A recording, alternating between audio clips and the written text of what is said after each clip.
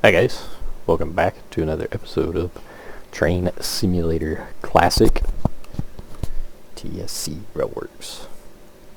Today we're going to be looking at an oldie, not terribly old, but I believe it is the oldest model that they have still available in their store.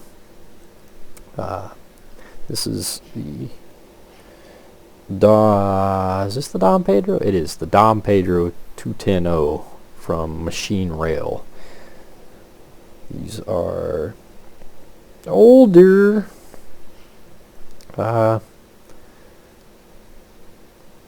Is this I believe this was pre them getting into major American content. This was a while ago.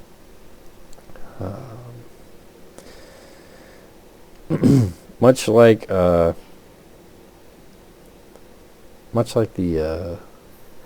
440s and the 260s that they had, 260s that they have done, the kind of old-timey Don Pedro models.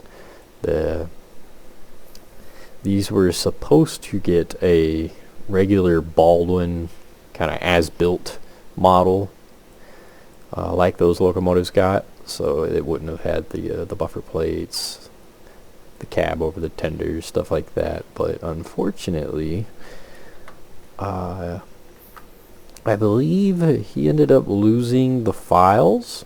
Something happened and he lost all the progress, the files and such for the core model. So unfortunately, this is all that got produced. Now it does state on his website that it is a outdated locomotive. It's an outdated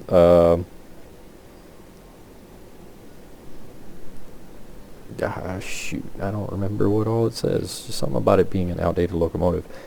But it is still on their website, so I'm assuming that it is still available for purchase if you care for it. Which, I like it. This is one of the first models I ever bought from Machine Rail, and it's taken me a while, but I'm finally getting to a video on it. Now, I will give fair warning. I tried to shoot this on the Don Pedro route a bunch of times, and it's notorious for causing out-of-memory errors. I'm actually thoroughly surprised I'm not having an issue here. We're on the Cheyenne route by Smokebox. And normally, this route is absolutely, this locomotive is horrible about out-of-memory errors. But it's being nice to me today, so. Huh, that sounds fun. We had a long storm last night, and now the wind sounds like a hurricane outside, and I hear my trash cans blowing away. So I'm going to have to go get those after I get done with this, but squirrel moment. Anyway, these locomotives are a really, really early type of the 210s. It's one of the smallest ever built of the 210s. Let's see.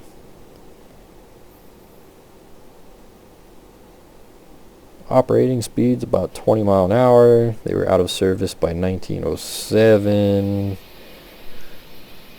It was only one locomotive built, I believe, which is 119 here. It was built in 1885. Builder is Burnham, Perry, Williams and Company. That's a interesting one. Locomotive was built for Brazil. So it's a pretty neat one. It's different for those of you that have seen my other Brazilian content. I know the 0660 is a pretty popular video. These are pretty neat locomotives. They fit, or rather there's only one. It fits a weird niche in Train Simulator that often gets overlooked. It's South American railroading. But especially South American steam locomotives like this, it's really unusual to see any love and credit given to. So now, like I said, this is older machine rail, so it's not quite up to their standards today. And I do not know if he will be attempting to make another one of these models, or if he's going to revisit this idea or anything. I have no idea. That is a question for machine rail.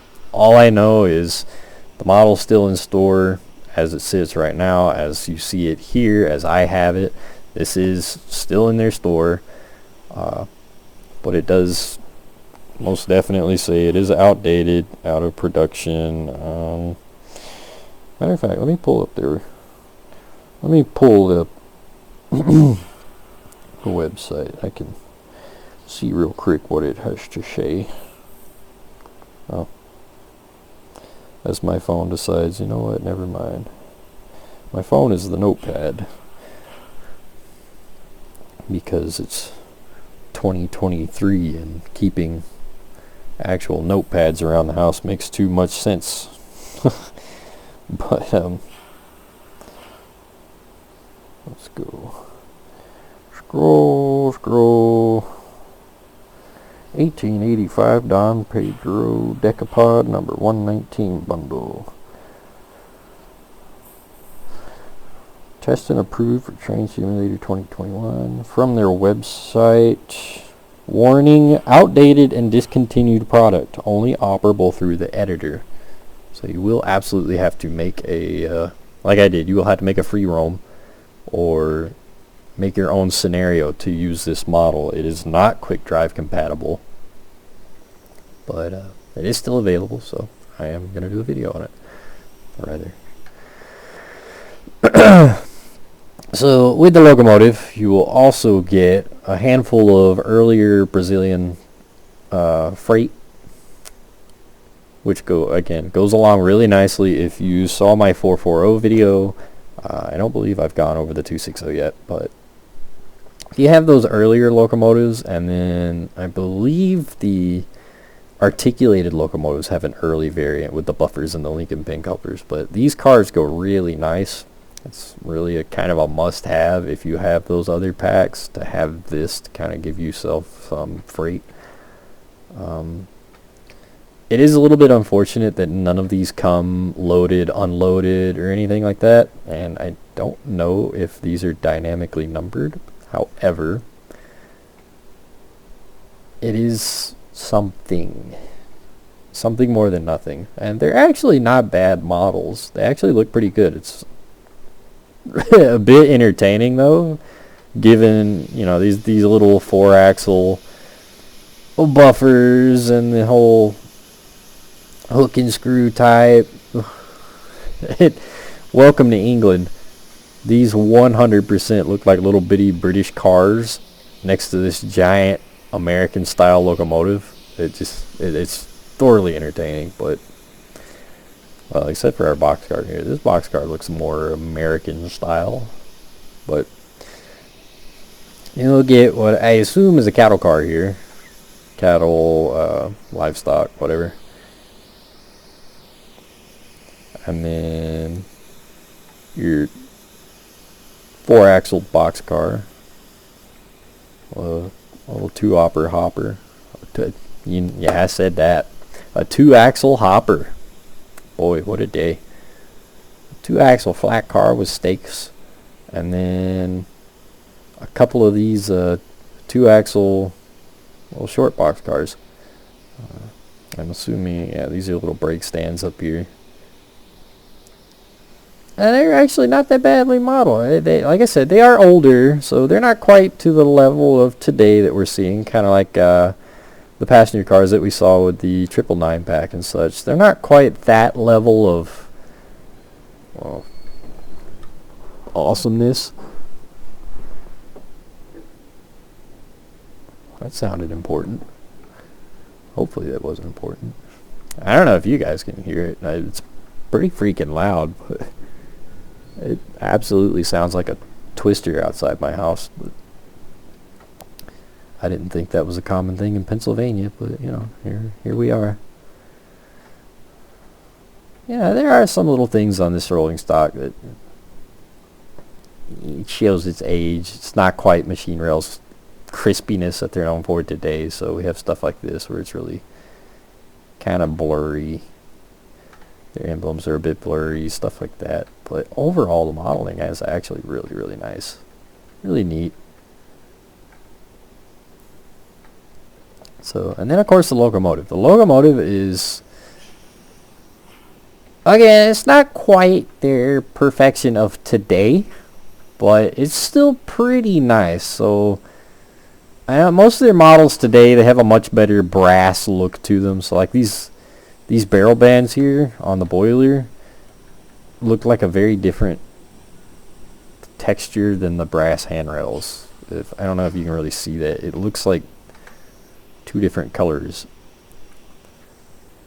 So there are odd little nitpicks like that, and then just the kind of overall next to, I don't know, their H9s today, those Western Maryland consolidations. This definitely shows its age. So we got stuff like this. It's a flat kind of 2D Photoshop texture placed over the object. Like our bearings here, stuff like that just kind of stand out compared to their newer stuff, but it's not bad. It's really not. Overall, it's still pretty decent. Another one of those things is the shadows here. They use that kind of older RSC early kind of railwork style shadowing where everything's just black. So you really can't see any detail up under here. It does have operating valve gear, but it is near impossible to see it. And you can see the going-ons up here, but all your actual physical linkage back here is almost impossible to see with the coloring. The coloring and the shadow it doesn't stand out well. It is a coal burner. It's pretty nice. Overall, the Locomotive's a little bit clean to be a coal burner. Like, I like the kind of weathering going on right here in the coal bunker, but then there's really nothing up on here. There's nothing up here. Our smokestack has a little bit of kind of darkness around the brass, but even then it's kind of too uniform. But it does have a custom cab. It's, again, not quite to today's level, so you can't fiddle with anything and everything. I think you get the front doors, of course our firebox, which I've definitely seen them do better fire.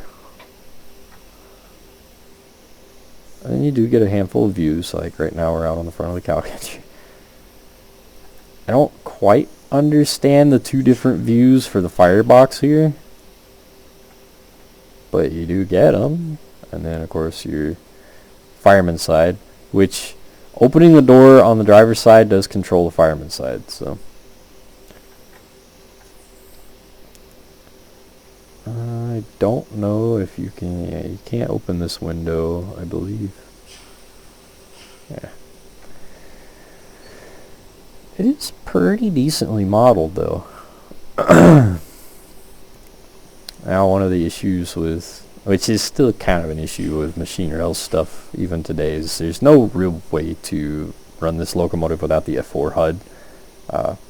There's no way to control your stoking or anything. Normally what I end up doing with stuff like this is opening it with the F4 HUD and then closing it off.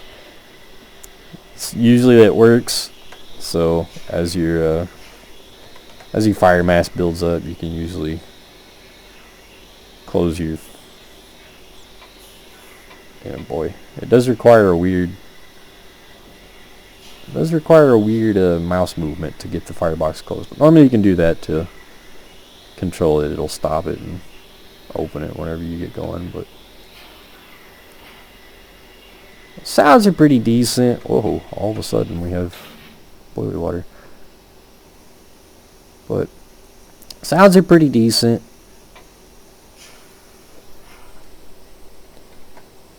Let's be sure our track is opened up here so we don't run into anything crazy. Which direction are we going? We're going that way. Right square into that. There we go.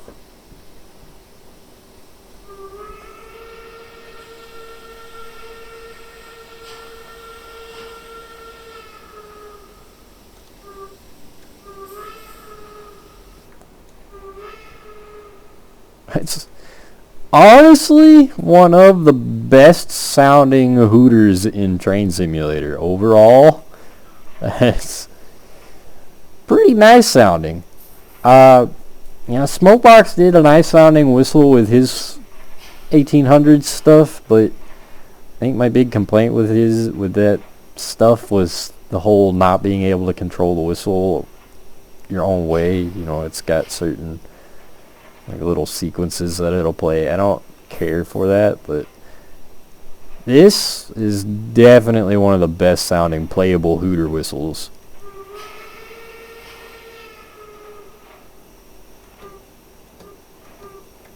Now, unfortunately, it does cut off short for your short whistle. Headlight. I love the color. I don't like the star. And it does kind of peer through the box a little bit whenever you look at it wrong.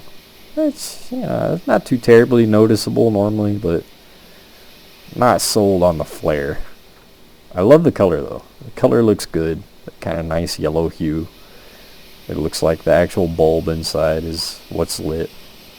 Or I guess these would have been an old oil headlamp, so looks like a little fire kind of maybe. Bit bright for a fire, but not bad. And our bell. Bell is pretty typical for their other models of this time period. It the string does do something entertaining. I don't know where the string's going. Not terribly noticed. That's me kind of nitpicking, and as I said, I don't know if this model will ever actually be. I don't know if they'll ever pick this back up. I try doing a new model or something again, but look at that. You can even read the Westinghouse brake pump here. That's pretty neat. So let's get it on the go. Brakes gone.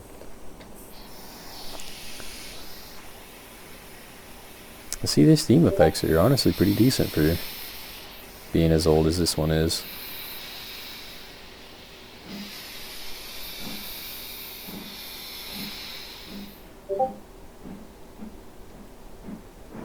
Now it is kind of weird if you swap between using the mouse to fiddle with the F4 and then using the keyboard, it'll reset.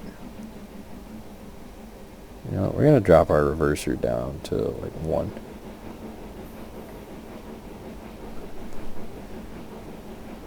Chuff sounds are not bad. The smoke effects are not my favorite. Well, not so much the effect. It's more of we got what looks like kind of the idle smoke going on here, and then the under power smoke going on up here at the same time, which I'm not all that sold on. I don't like it personally.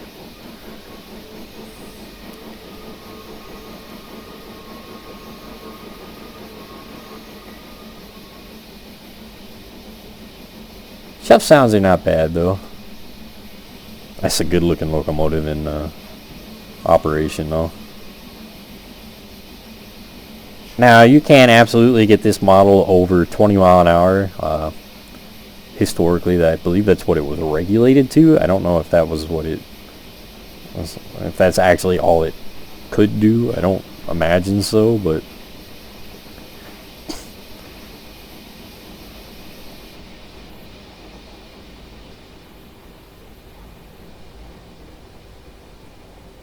Yeah, it's really not a bad locomotive for being an older model from them. It's still pretty well modeled and pretty well detailed overall. The coloring is pretty typical for the Don Pedro stuff, that kind of greenish with the gold lettering.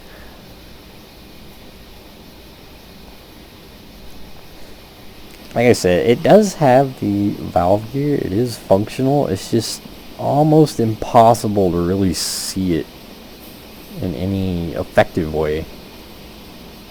It's just kind of sad, but you know, it is what it is.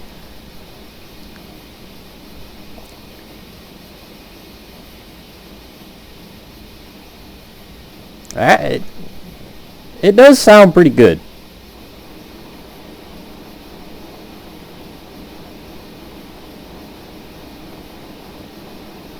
Honestly, it does sound pretty good.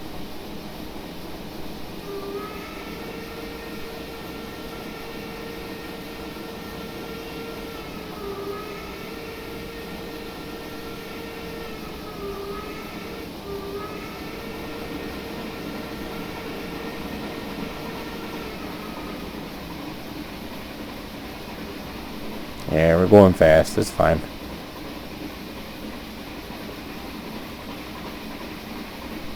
I actually really like that. I like that high-speed chuff sound. That sounds pretty cool. It fades away a little bit quick, but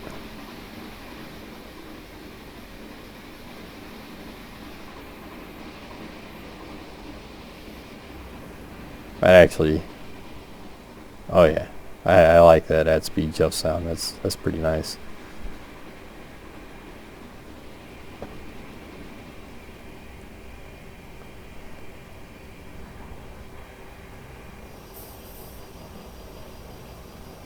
Unfortunately, there's really not much of a idle roll sound.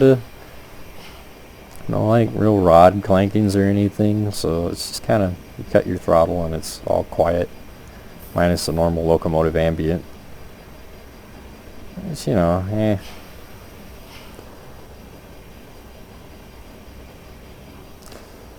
Now, in the pack, you will only get this locomotive. It is not dynamically numbered.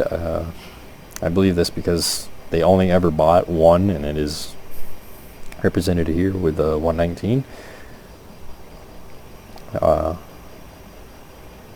As I said, or as I quoted, this is a discontinued locomotive. They will not be doing anything else with it for the time being, so I don't think it'll be getting any kind of update or anything. But even so, I still think it's worth taking a look at. I still think it's a pretty decent model overall, especially if you have the Don Pedro route and somehow or another you got that you got lucky enough to get that out of memory error bug to go away. It doesn't lock the wheels up, so that's sad times, but yeah, whatever. Let's see, do we have sand? Yeah, we do. Only the front drivers are sanded. Brake sounds ain't not too bad. Now, DSG reminded me, and this will be the one time I actually remember to look. Do the brakes physically move?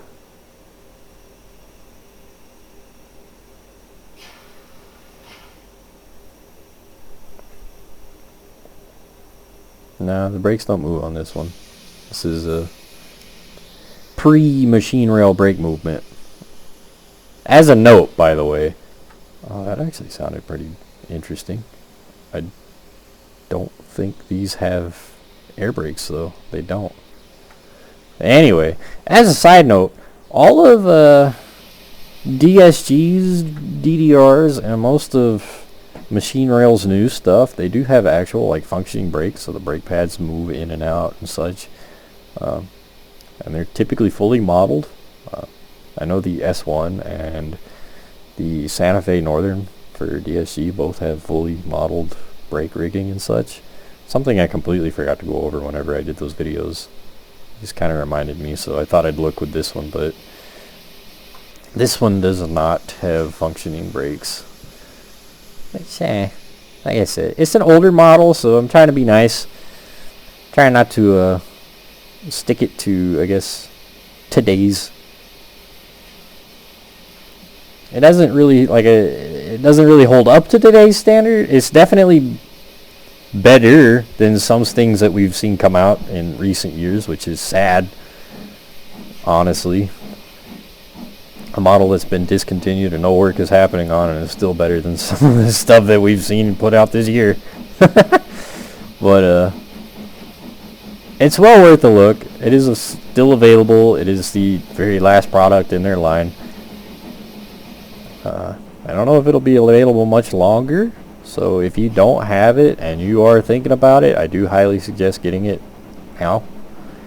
Because I do think it's still well worth looking at, even if it doesn't get an update or anything like that, and even if they don't opt to do anything as far as further development, if they opt to, never come back to this subject again, I still think this is well worth having in your fleet. It's a nice locomotive overall, and even if you don't fiddle with the Don Pedro route on the Brazilian route, or on the Brazilian side, it actually meshes up pretty decently with Smokebox's old-timey cars and such. I don't know if we ever used a locomotive like this in the United States. I mean, I know we did use decapods. Probably one of the most prominent decapods in the U.S. were the Russian decapods, and the Pennsylvania's decapods. Those are pretty well known. I know we use decapods. I just don't know about this particular locomotive design. I don't know if we ever use these in the United States, but it does still go on Smokebox's old-timey routes like this pretty well. It doesn't look very far out of place. I mean, ignore the buffers. Ignore the buffers, and it's not a bad model, honestly. If I remember correctly. Maybe I'm crazy. Maybe it's not on this model. I thought it was. I thought maybe there was a doohickey to open the smoke box door, but maybe not. I don't think so.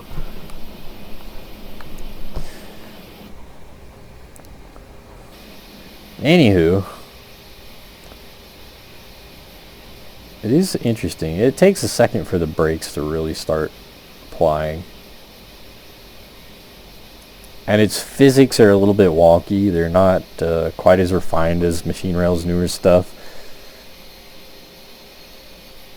So, anywho, there it is. For those of you that haven't seen it, the Don Pedro, I believe 18, what did I say, 85, 210-0. Get my notes back. Yeah, 1885. Don Pedro 210-0 Decapod number 119 bundle. It is, as I said, 100% worth checking out if you don't already have it. Just do keep in mind that this will not be getting worked on in the future. But it's US dollars, it's $6, $6.67 in USD. I have to say this every single time I do a Machine Rail video. There's a tab to change the prices into whatever your currency is. If you live in the United States, click on that tab and scroll down to USD, and it will change their prices to US dollars, because the prices on their website show up in Brazilian dollars.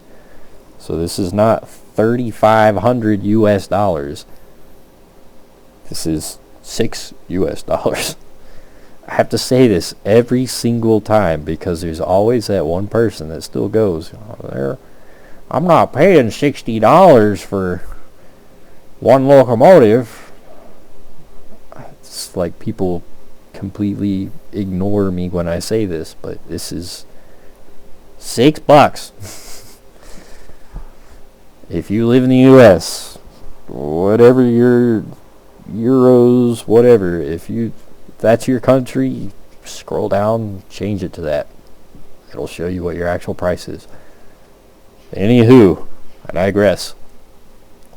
Machine Rails 210 Decapod for Brazil. Do go check it out. It is available on their website still. It is still 100% worth picking up. It's $6 for the same price for anything that DTG endorses. You won't get much of anything. I can count on one hand how many steam locomotives are available for $6 that DTG endorses for the that are American built. Matter of fact, there's really not very many steam locomotives in general, even British, that are available for $6. So do go check it out. It's well worth a look. And I will see you guys next time.